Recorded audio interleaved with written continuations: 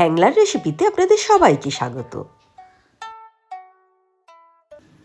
মাটনের চর্বি দিয়ে এই চানা আর তার সাথে রেশমি পরাঠার এই মেলবন্ধনটা ছিল কিন্তু অনবদ্য।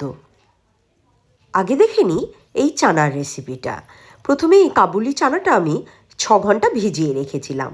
তারপর নুন আর হাফ চামচ খাবারের সোডা দিয়ে এটা আমি 7 থেকে 8টা সিটি দিয়ে সেদ্ধ করে নেব। যতক্ষণ এটা সেদ্ধ হচ্ছে ততক্ষণ এর জোগাড়যান্তিটা করে নিই। প্রথমে এই ঝিরিঝিরি করে একটা পেঁয়াজ কেটে নেব। পেঁয়াজটা একটা মিডিয়াম সাইজের পেঁয়াজ নিয়েছি।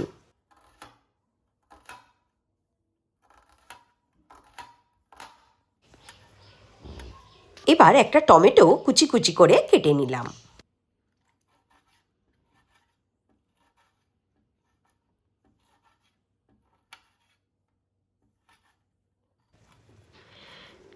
ধনেপাতাটাও ঝিরিঝিরি করে কেটে নিলাম।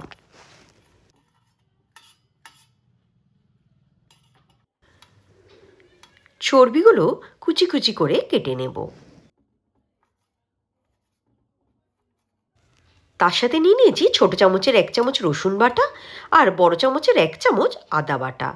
3টে কাঁচা লঙ্কা কেটে নিয়েছি।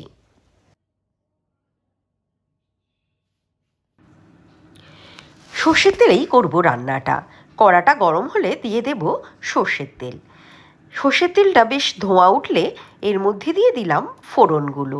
তেজপাতা নিয়েছি একটা, 2টো শুকনো লঙ্কা ছিঁড়ে দিলাম আর গোটা গরম মশলা একটা একটা করে নিয়েছি। এবার দিয়ে দেব কুচি করে রাখা পেঁয়াজটা, দিয়ে একটু গোল্ডেন করে ভেজে নেব। পেঁয়াজের রঙটা একটু চেঞ্জ হয়ে গেছে। এবার দিয়ে দিলাম রসুন বাটা আর আদা বাটাটা, দিয়ে একটু কষিয়ে নেব।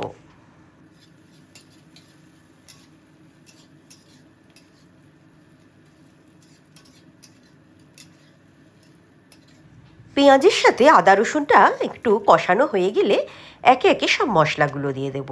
নুন, হলুদ গুঁড়ো, লঙ্কা গুঁড়ো আর ধনে গুঁড়ো দিয়ে এবার কষিয়ে নেব। মশলার কাঁচা গন্ধটা চলে গেলেই কেটে রাখা টমেটো কুচিগুলো দিয়ে দেব। নরম হওয়া পর্যন্ত একটু কষিয়ে নেব।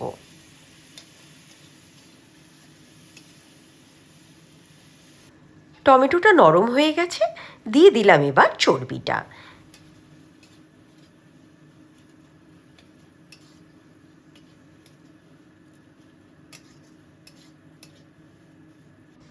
চানাগুলো সেদ্ধ হওয়ার সময় আমি খাবার সোডা দিয়েছিলাম বলে দেখুন কি সুন্দর নরম হয়ে গেছে কাবুলি চানাগুলো।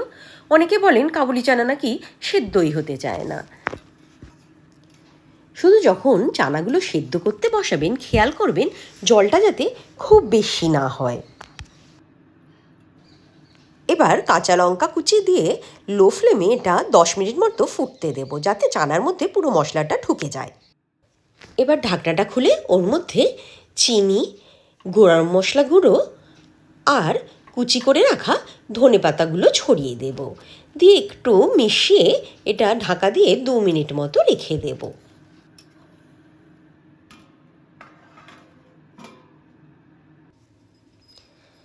ব্যাস অনুষ্ঠান বাড়ির মতো গরমাগরম চানা রেডি। এবার আসি রেশমি পরাঠায়, কিন্তু দূর আজ আর ভাল লাগছে না, তাই আজ এই পর্যন্তই থাক। এই রেশমি পরাঠার রেসিপিটা দেব পরের দিন।